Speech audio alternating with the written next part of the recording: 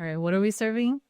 Dating advice. Dating advice, relationship stages. What do you think is the most common mistake people make, and how do you think they can avoid it? Be realistic with yourself, in the sense that, if you're a solid five, don't be reaching for the tens. You're setting yourself up for, disappointment. Like realistically speaking, I mean, it could work every so often, but let's, be real with yourself. You know, when people are dating, they have like a list of check boxes or like a list of things that the other person needs to check off. Okay, if this person doesn't check off this list, then it's not going to work out. But I don't think it's that. I feel like dating has to be like a two-way street where you work towards the relationship. Knowing why you're dating. Like, what are you dating for? Like, if it's just for sex, then you pick a different dude. If it's for marriage, obviously a different one too. But like, know what you want is the most important thing. And yeah, if like Eric said, if you're a 5, you're looking for a 10, you're living in your fantasy. Me, I guess like one of the best advice I can give is I feel like don't give up too early. I feel like dating is all about like compromising and evolving with each other, right? So like obviously you're two different people. There's gonna be clashes. And what I see from a lot of like my friends in their dating life is like just like one mistake and it's just like I'm done. Compromise for each other. There's gonna be a lot of arguments. Some people feel like, oh, if we argue, it's a red flag. We're not gonna stick together. But compromise, argue, and learn from it and evolve together. That's my advice. Yeah, we fought like 5 times before we came here. And that's very normal. Arguing is actually healthy because you're actually communicating. Obviously, like you don't want to yell at each other and like be at each other's throats, but arguing actually gets you somewhere. Whereas, like, if you don't talk to each other and if you don't communicate, and if you're just like silent, then it's gonna build up. That's how we were too. Like, I didn't want to talk, Yeah. and then like Eric would like push me to talk. Yeah, I'm the talkative one for sure.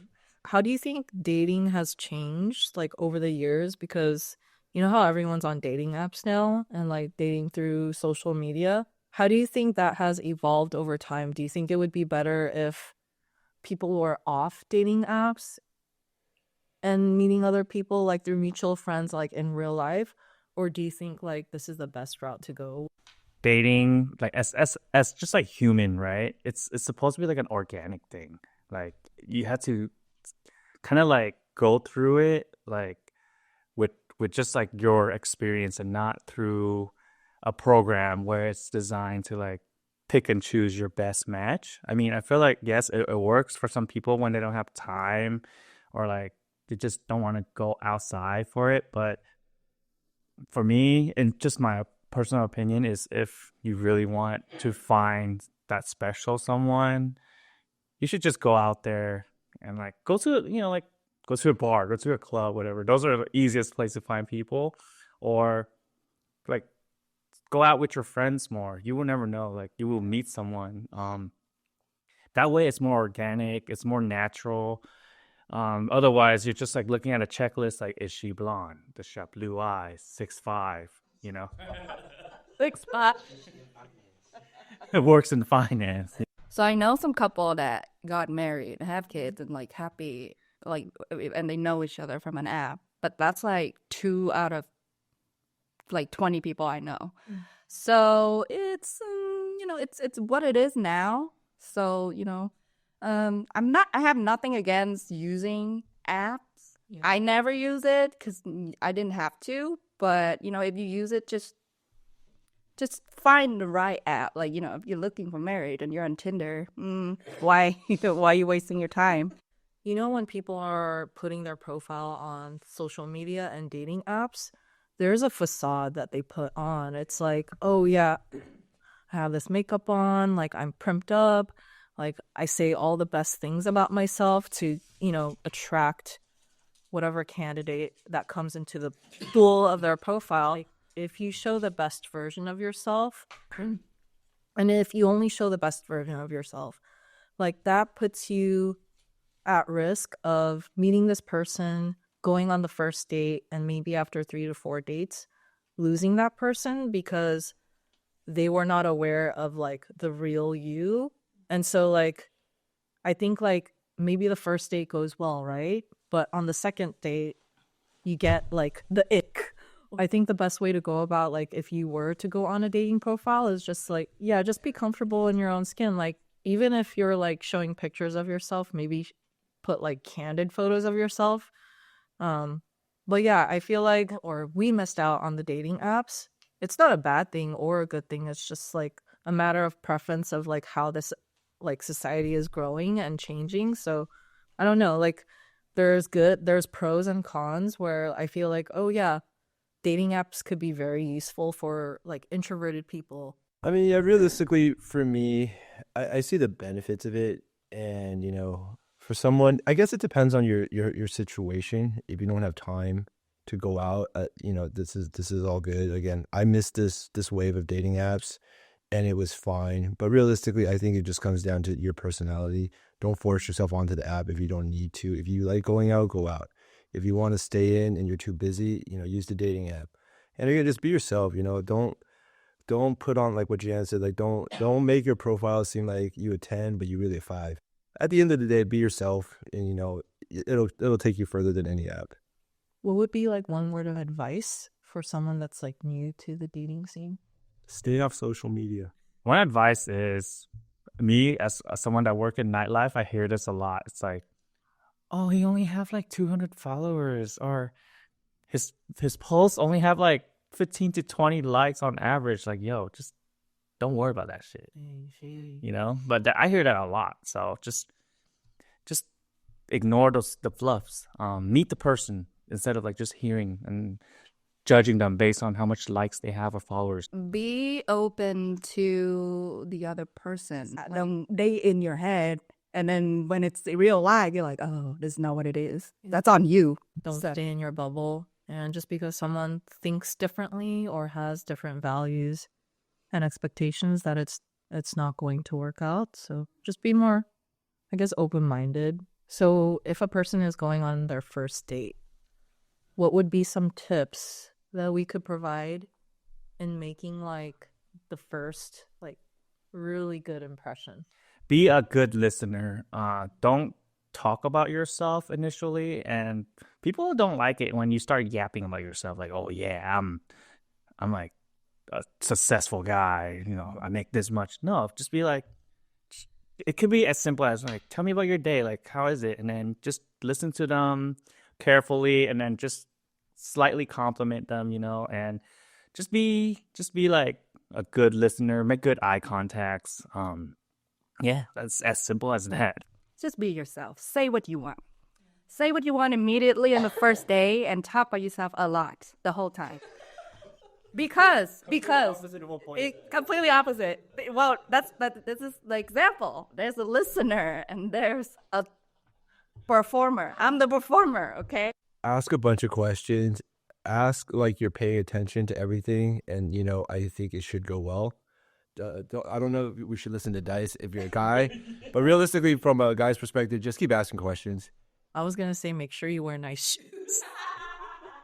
Ooh. Because for me, I look at everything from head to toe, how they do their hair, down to like what they're actually wearing on their feet. Because when I look at a person and I look at the shoes that they wear, and if it's not cleaned up, I know that they don't take care of their feet. So that says a lot about a person. Like a person can be that detailed and take care of their feet. I know that they do a lot of self-care.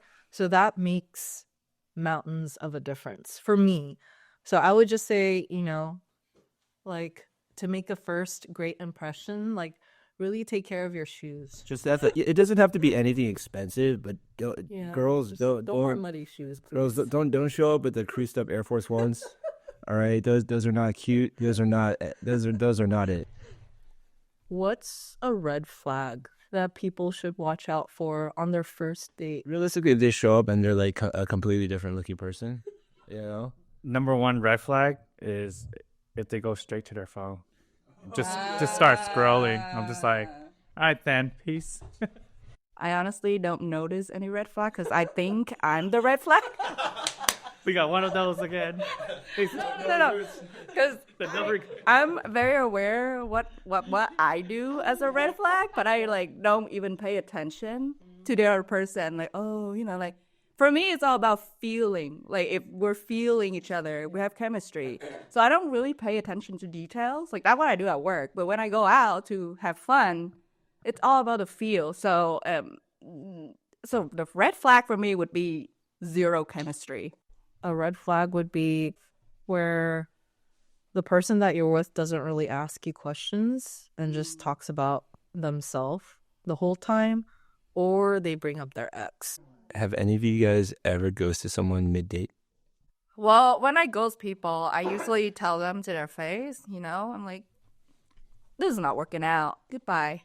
That's it. And then if they follow up or, if they text again, I just ignore them. So that's considered ghosting to me, but I give them a reason. Yeah, like, hey, this is not working out. Yeah. And that's the reason, period. I was like staying around, and at one point I was like, I found a better one, but the other one was kind of still there. And then what I did was just like, I didn't even say anything, and she just like, oh, what's up? And I just never responded, and then I unfollowed her on everything. Have you guys ever been on a relationship and then ended it like really quickly? This was like when I was younger. So it was for a week. Yeah. So he asked me out, and I said yes. And then we went out for like a week. I think like 4 times that week. Mm-hmm. It never put out because I was younger, so I was underage, right? Yeah. So I went out with him, and then we made out and stuff, but like nothing too serious. And he took me on a good date, like pays for everything, buy me gift, take me home on time. My mom approved of him too, but it was just like nothing there. It's like the chemistry, I say, is very important. Like we try, I hang along, but because food's good. Gifts are nice. Yeah, but and then I told him like, I'm too young. I need to focus on my studying, so I don't think this is working out. Thank you so much for a great time. So for me, it's not that I ended the relationship quick. It was actually my fault. She ended it because of my mistake. So just you guys could learn from my mistake is that I was dating this girl. I really like her, but I guess what I did was like I over communicated. Not in a stalkerish way. It's just kind of like, hey, like I just want to check, like, hey, how are you doing? And she didn't respond as quickly. And then it's like she left me on red was the thing. For like a day, and I was just like, oh, like, is everything cool? Everything cool? And then it just like I felt like I was like overpowering her with like, You dated for a day? No, it was 2 weeks. Oh. It was 2 weeks. Yeah. Long story short, after like 2 weeks, she's just like, yo, like, you're coming on too strong. Like, I'm not feeling it yet. Did you get laid though? No, I didn't. Oh my God.